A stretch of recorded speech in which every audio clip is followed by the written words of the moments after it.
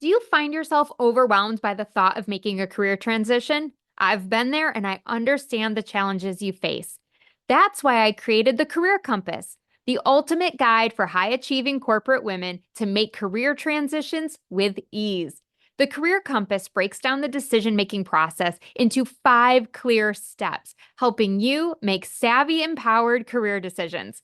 Head over to karenfreeland.com/career-compass right now and download this invaluable resource. It's completely free and will get you on the path to a more fulfilling career. Go to karenfreeland.com/career-compass now. Welcome to Rock Your Reinvention, where I help high-achieving career women like you get unstuck, make your corporate exit strategy, and successfully transition to your next chapter. Hi, I'm your host, Karen Freeland, a certified life coach and corporate exit strategist. Whether you want to start a business, become a speaker, or something else, I'm here to give you the tools and strategies to shift your mindset, build your confidence, and take bold actions so you can rock your reinvention. Ready? Let's go. Welcome back to Rock Your Reinvention. Today is a very special day. We are talking about 6 reasons you're not achieving your goals. But the reason this is so special is because this is episode 50 of the Rock Your Reinvention podcast. And I came across a stat recently attending a podcasting event, and I learned that only 11.59% of podcasts ever make it to episode 50. That's huge. This was such a big goal of mine, was to create a podcast. And here I am, episode 50, and I'm in like the 12%er, we'll call it, right? We'll round up. Like only 12% of podcasts make it to this point. Sometimes it's not really that hard to succeed. You just have to be the one that doesn't quit. You just have to be the one that doesn't give up too early. And so that's my motto in a lot of things. And when I'm going after my goals, it's just like, I'm just not going to give up. I'm just going to persevere and push through. But there are 6 things that I have seen that typically prevent my clients from achieving their goals. And once we can identify which of these things they're being plagued by, we can pretty quickly turn things around. So if you have had a goal or 2 or 3 that you have not been able to achieve yet, I'd love to share with you the 6 reasons that you're not achieving your goals. And I also, before we do that, just want to say thank you. Thank you for being here with me. Thank you for listening every week and for being a part of the Rock Your Reinvention tribe. I am eternally grateful because you make me want to get up and create more great content and more episodes and more information to help you transition and transform your life and rock your reinvention like I did. Okay, so number 1 is you're only making to-do lists. I know. I love a good to-do list too. It's great. They can be really helpful. But here's the thing. When you have a goal, we actually need to do something different with that. We need to get that on your top life goals list and the list that you're going to actively work on for the next 6 to 12 months, okay?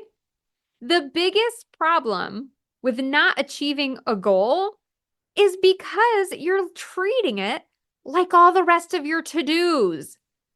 I'm sorry, but your goal to get healthy is not the same thing as needing to pick up a new stick of eyeliner or remembering to drop off the dry cleaner, okay?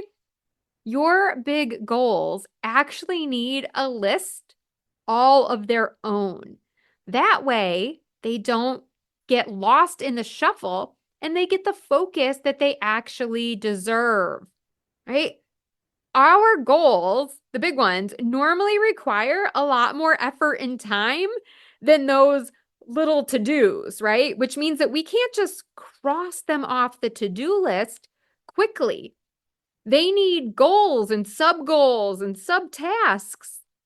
So I want you to ask yourself, with this goal that you have in mind, and hopefully you have one that you're thinking of as we go through this, how many times have you written that goal over and over on a new to-do list? You've moved it forward from week to week, month to month. Well, think about this. Energetically, that simple act is actually draining you. And it's teaching your brain that it simply isn't that important to you. Well, it doesn't matter if we do it this month or not, because she's just going to move it to the list for next month. So as long as it keeps getting moved forward every week, every month, it's just going to be there. I don't really need to actively pursue it. And that is why getting this goal off your to-do list and onto your life goal list is a must. And if you have read my book, Grab Life by the Dreams, you know I take you through this list writing process. This is the first step in the edit methodology. So your action, right? Your step, if this is the thing that you've been doing, just making to-do lists and then wondering why none of your goals are getting completed, your action is to make the life goal list so that we have something to draw from to pick our top focus areas. Okay? So the first reason you're not hitting your goals is you're only making to-do lists. The second reason, dun, dun, dun, you're procrastinating. Yeah, this might sound familiar for some of you. And I have a client that constantly tells me she's a procrastinator. Like, she's always like, oh, I procrastinated again. I didn't get that thing done again. No, I'm just procrastinating. And here's the thing. She has said this for so long that she has now given herself permission to continue being a procrastinator. It's a part of her DNA. Her brain is just like, oh, you want me to procrastinate? Okay. I don't want to disappoint you. You're telling me I should be a procrastinator. Let's keep doing it. And it just reinforces this narrative and makes sure that she procrastinates more. We don't want to do that. That is self-sabotage at its finest. And obviously, I'm being like facetious there, right? We don't want to self-sabotage. So here's the bigger question, right? We want to always be going below the surface. And I think that's where a lot of self-help falls short. It's like, we'll just stop procrastinating. It's like, yeah, no kidding, sister. I'd love to stop procrastinating. But something deeper is going on. And that's where I want to help you get to. What is that layer below? Let's address that issue so that we can start to rewrite your story, that narrative that you've been telling yourself. Are you scared about the changes you'll have to make as a result of achieving this goal? Are you afraid others aren't going to accept the new and improved you? Have you been telling yourself that you're lacking confidence or letting that inner critic get at you and say, well, you probably won't achieve it, so there's no point in trying and failing. Let's just cut to the chase and never achieve it. There's so many different reasons that people procrastinate. You might want to protect your image. You might want to protect your energy. Maybe you're just feeling really burnt out. So it's really time to get honest with yourself. What is holding you back? And that's the thing that you need to work on addressing in order to alleviate the procrastination. This is a conscious choice. And it's really hard for some people to understand. When you choose to procrastinate, you have chosen that. And a lot of people will try to fight that and disagree and like, no, you don't understand. There's just so much going on. I have so many things. We are in control of our time and energy. We choose what is a priority. So I want to challenge you to declare you are now a former procrastinator. Say it out loud. I don't care where you are. I don't care if you're at the coffee shop, if you're driving alone in your car on the highway and the dude next to you is like, who is she talking to? She's alone in that car. I just want you to say out loud right now, I am a former procrastinator. The first step in reframing how you see yourself. And that's an important step. You can't skip that step. Okay. Because you've already told your brain so many times that you're a procrastinator. You've got to start rewiring that path and just let your brain know, oh, no, no, well, I'm a former procrastinator. And eventually, maybe you'll say, I'm a recovered procrastinator. And then eventually, you'll just be like, I'm an action taker, go getter. And you won't even use the word procrastinator. And then once you've declared that, I want you to commit to taking a small step towards completing something that you've been putting off, something that you've been procrastinating on. And by taking that action today, your brain is going to quickly get the picture and start following through more regularly. Your brain's like, oh, we're not doing that anymore. Oh, she's serious. Okay, she's taking action today. All right, I guess we're an action taker now. So that's your step. If you've been procrastinating, declare it. I'm a former procrastinator, and let's take an action step today to move that forward. Okay, the third reason you're not achieving your goals is because you don't really want it. What? Karen, did you just say that? Yes, you know me. I'm giving it to you straight. Now, this may not be for everyone, okay? You may actually really want your goal, but some of you, there will be a portion of you, hear me out, who have tricked yourself into thinking that this is what you want, but in reality, it's not. So your entire being, every fiber of you, your subconscious is like, what? I don't want this at all. No, I don't want to get promoted and have to work more hours and be torn away from my family for more time. No, I don't want to move across country for this role and uproot my whole family and pull them out of schools and whatever, right? I'm making these up, just to illustrate the point. But there may actually be something in you that is like, no, this happened to me so many times. And so the best course of action here is going to be that honest gut check. Okay? We got to do the gut check. Hear me out. When I was in corporate, someone that I admired very much was having a meeting with me, and we were talking about my career, and I was really excited that this high-powered, talented woman, champion for women in our organization, adored and beloved by so many, was spending time with me, and she was telling me how great I would be as a chief marketing officer. And she said, you've spent so much time in marketing. That should really be your track. I can see you leading a brand someday. And I just latched on to this idea and made it my story for years. I tricked myself into thinking that this was my idea by parroting what someone had said to me to anyone who would listen. I just regurgitated, I want to be CMO. I want to own a brand someday. I want to be the one who leads all the creative direction for the company. And, a couple years went by and I was doing all the right things, but I still wasn't CMO and I hadn't really made that much progress. And I look back now and I'm like, no wonder it wasn't happening. I can see so many instances where I self-sabotaged. Anytime I had a chance to prove why I should be promoted, I would actually do something to make myself not a viable candidate. And I couldn't stop myself. It was absolutely my subconscious taking over and trying to tell me, Karen, this is not what you want. And deep down, I knew that. I just was too afraid to acknowledge it. And I couldn't really articulate it. I didn't consciously know I was doing it at first, right? It took a lot of discovery, a lot of journaling to come up with this true understanding of myself and awareness that this was not my dream. And that's why it was never going to come to fruition, because deep down, I didn't even want it. So I want you to ask yourself, is this really your dream? And maybe it's not about your actual job.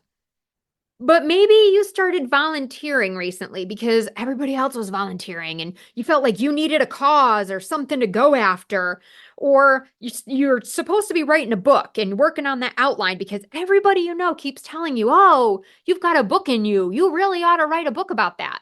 And the last thing you really want to do is take 1 hour of your precious time and work on writing a book, because that's really not that important to you. Just because somebody else writes a book doesn't mean that's the right thing for you.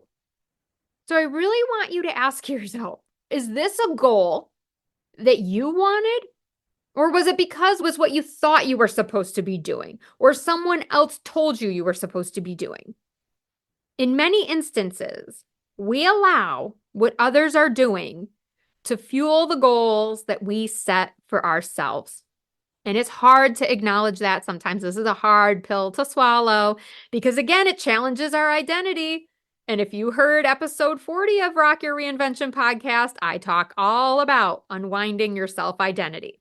So you may need to go listen to that if this is an issue for you. And it's not a problem if it's an issue for you because we can fix it. So I really want you to take a step back and evaluate what's most important for you and what is your true desire.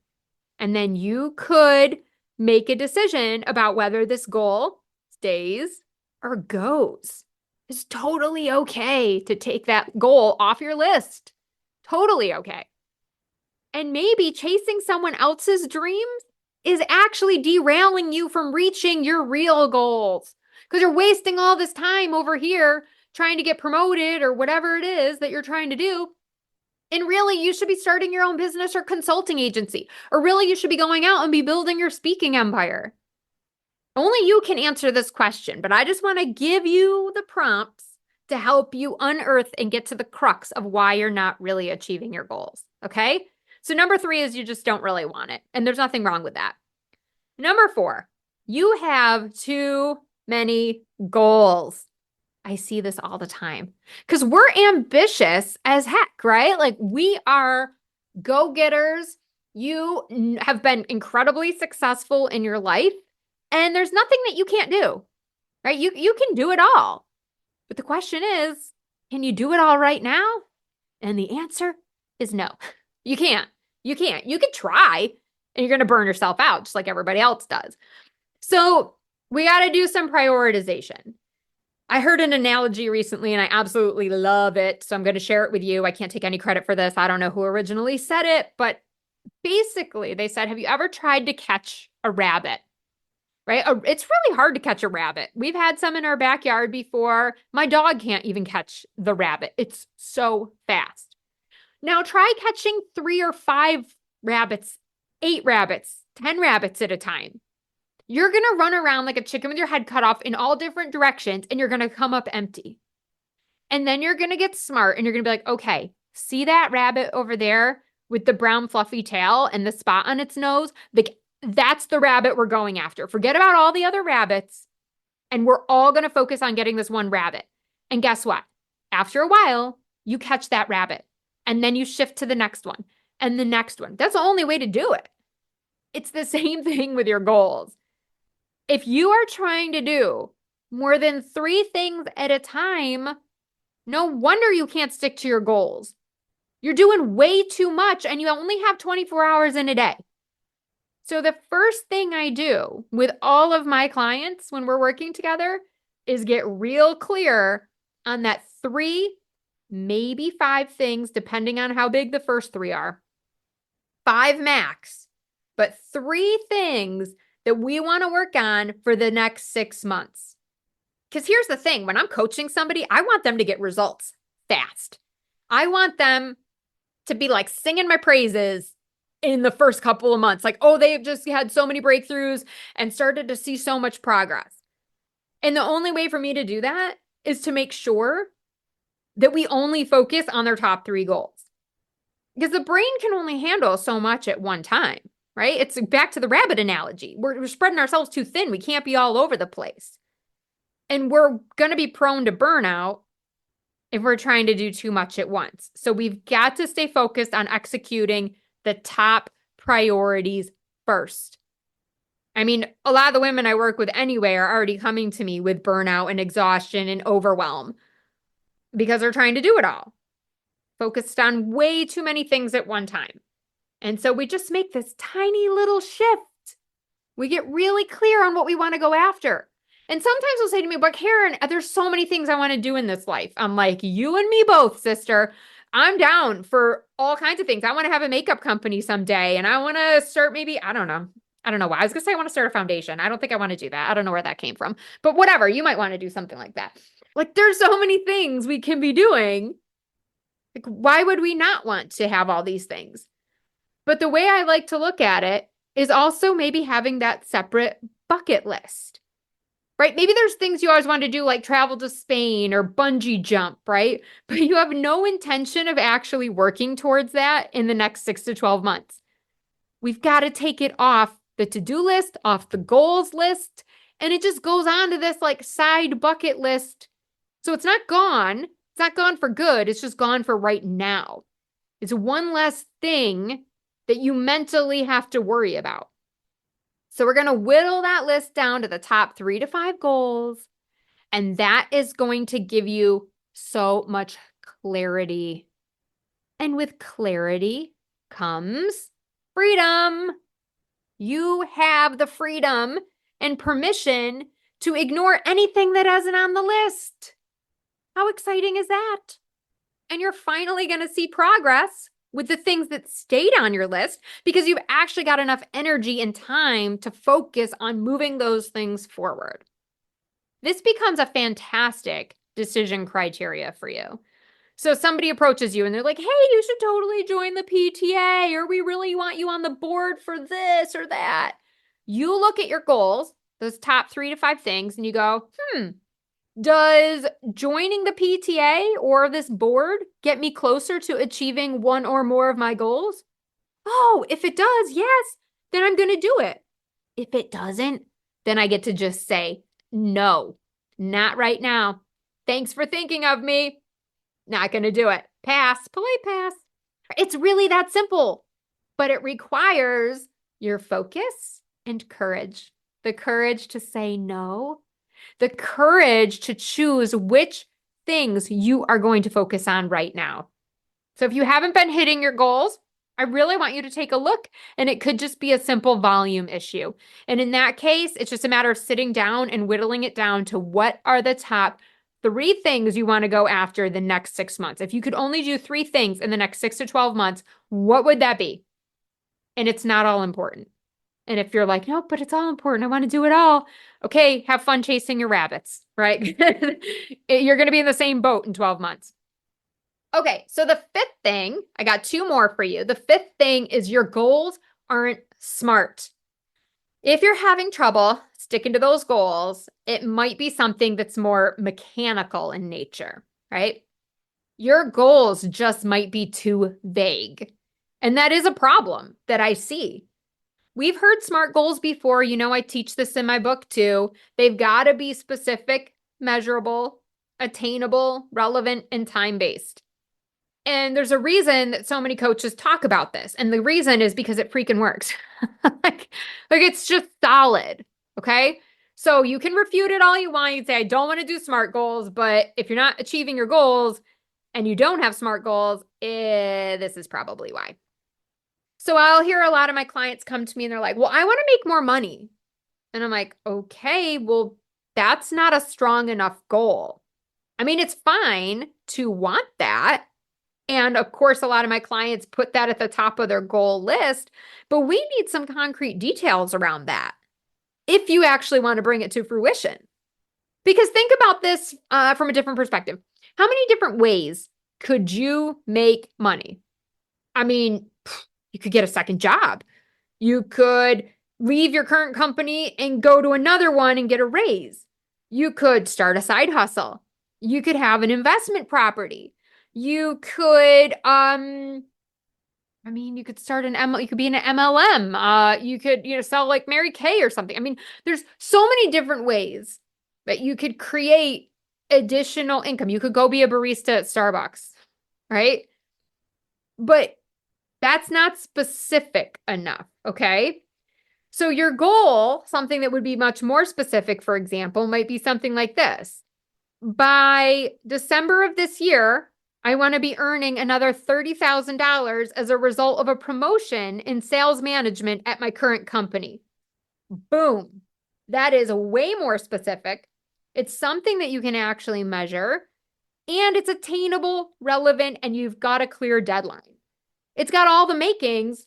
And now that you've got this SMART goal, you can put together a plan and the action steps to go along with it. You're not just like, oh, how do I make more money? You're like, nope, I know. I'm not going to start a side hustle. I'm not changing companies. I'm getting promoted within. I know who I need to network with, right? Like, you know what to do to go move that ball forward. And if you follow along with this example, right? Some of those other steps might be applying for promotions, finding somebody who can sponsor you for those higher paying roles, right? All those things start to go into that action plan to bring it to fruition. But if your goals aren't smart, you're going to have a very hard time building up the plan to advance that goal. And that's probably why you're not achieving it. Okay, so reason number 5 you're not hitting your goals is they're not smart. So I know maybe you didn't want to hear that and you've been resisting SMART goals, but that's the deal. That's what you need. Okay, the 6th and final reason I'm going to share with you today that you are not achieving your goals is that perfection is getting in the way. You are trying to get everything just right. And for those of you with a type A personality, this probably rings very true. Right? You're waiting until you've got every T crossed and you've dotted every I. You're waiting until all the circumstances are in your mind ideal and perfect before you take any real steps towards progress. Well, I hate to burst your bubble, but I love a little tough love here now and then. And sometimes that's the thing that we really need to hear. But there is no such thing as perfection because no one is perfect. Okay? So now that we got that out of the way, you can stop trying to be perfect. Look at all that pressure you just took off yourself. It's kind of freeing, right? As you begin tackling and attempting to stick to your goals, an important concept for you to remember is that you can iterate your way to success. Let me say it again for those of you that don't have the volume up. Iterate your way to success. What does that mean? Well, this is an idea that I was introduced to by my first business coach. And it is quite possibly one of the most important pieces of advice that I have ever received. Sometimes good enough is good enough. People aren't looking for perfection. Especially in today's AI-driven world, people want authentic human connection. Okay, it's why I don't edit out the the starts and stops when I start a sentence and then I'm like, wait, I don't really want to say that. I want to say it this way. I don't edit that stuff out because I want you to know that I'm a real human person. Right? I have an outline. I have an idea of what I want to say a lot of times, but I'm just shooting from the heart, from my own experience, from the things I see in my practice, and giving it to you as real as I possibly can. There's so many ways in our lives and in our businesses and in our careers to iterate our way to success. And I'll give you 2 examples. One from my own life. So when I started this podcast, I hear women all the time. They're like, I want to do a podcast. I'm like, it's great. They're like, but I don't know all the tech and I don't know what kind of a microphone to get. And I don't know this and I don't know that. And so a year later, boom, of course, what do you think? Have they started? No, because they're waiting until everything is perfect. I am literally talking to you right now with a microphone that has a teenage boy's Hanes sock over it, okay? And the reason is because it's called a pop filter, and I didn't learn this until I was probably almost 6 months into the podcast, and I was recording my audiobook, and they told me to do this to record my audiobook. And so I said, well, if I'm doing that for the audiobook, shouldn't I probably do that for my podcast too? So if you go back and listen to early episodes, there might be some popping. But it didn't matter because I knew I just needed to start getting my message out there and I would iterate my way to success. I would perfect these things. Now, in the next 6 months, I will probably get an upgraded mic that will come with a pop filter and I won't need to wear this little sock on the top of my microphone when I'm recording. But I'm not going to worry about that right now. I'm just going to focus on giving you solid content every week and I will work on the audio and some of the other things going forward. Iterate your way to success. I had another client recently that I was working with, and she had identified a revenue gap in her business. And she said, I've got to make up this amount of money, I'm just going to choose a random number. This wasn't the number. Let's say $5,000 a month. Okay. I got to bring in an extra $5,000 a month. I'm like, great. So what do you want to do? How do you want to address this revenue gap? And so she starts giving me all these ideas. Well, I want to do a web page. I want to update this and that and all these fancy bells and whistles. And I think I need a database and a CRM system and a funnel and all these things. And I'm like, okay, like, can we go back to basics for a second?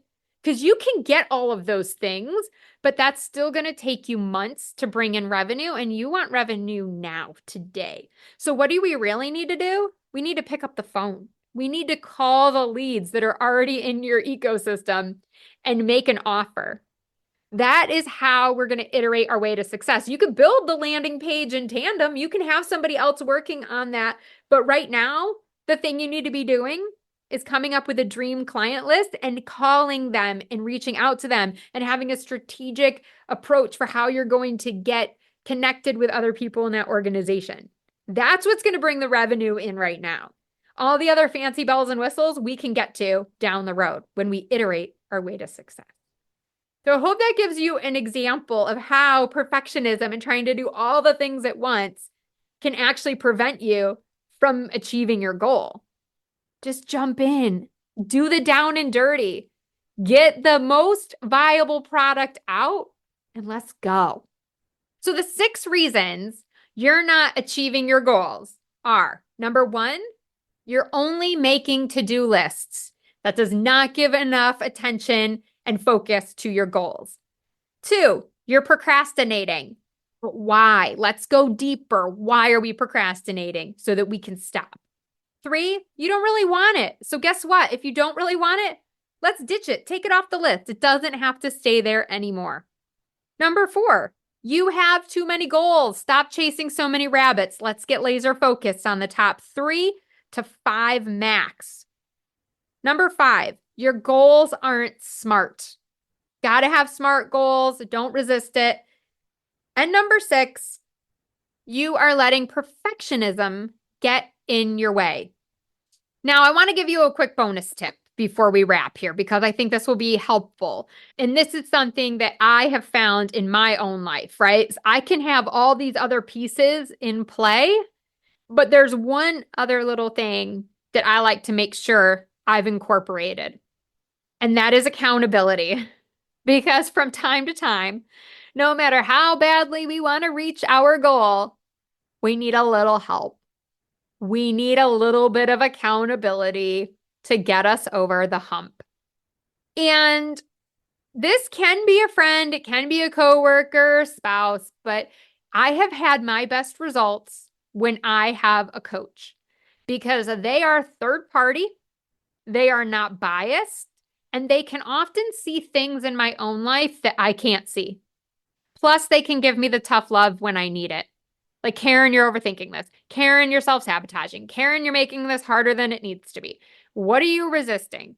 Karen, are you seriously giving me this excuse right now? Right? Like, they can just come at me in a very loving way and push me in a way that sometimes people who are closest to me can't do. Because they're just like, oh, that's such a great idea. Oh, yeah. Okay. Well, I understand why you don't feel motivated right now. Well, I'm sure you'll get to it later. Like, no, I don't. I need somebody who's going to truly hold me accountable.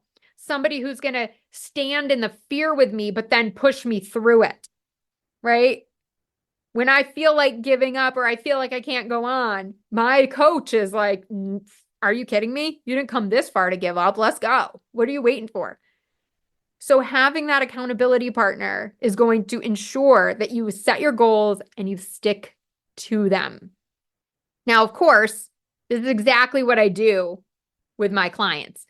So now that you've overcome, or I should say, now that you're aware of what your pitfalls are, right, from the things that are holding you back from achieving your goals, right, now you want to start taking those steps towards achieving those goals. You need that accountability. That's what I do in my Edit Your Life program.